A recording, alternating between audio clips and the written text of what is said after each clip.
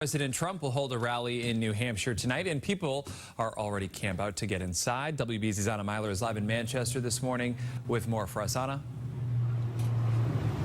Chris, President Trump's rally here at the Southern New Hampshire University Arena doesn't start until 7 o'clock tonight, but you can see there are already people here in line with their Trump 2020 signs erupting in cheers every time more supporters join the line. Some people have been here since yesterday morning, even camping out in these tents you see here behind me, hoping to secure a spot inside.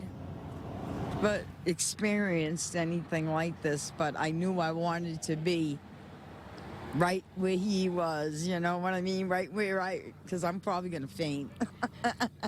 You're that big. That's Darlene Weeks from Waltham, Massachusetts. She's been out here since 2 o'clock yesterday afternoon. She says the long wait will be worth seeing President Trump speak at his first rally in the Granite State for his 2020 campaign. Meanwhile, others are trying to come up with ways to sabotage the event. On social media, some say they are reserving their free tickets online and then planning to skip the rally in hopes of keeping seats empty. Others say they plan to protest outside. We have someone who's spewing hate from the White House. It needs to stop.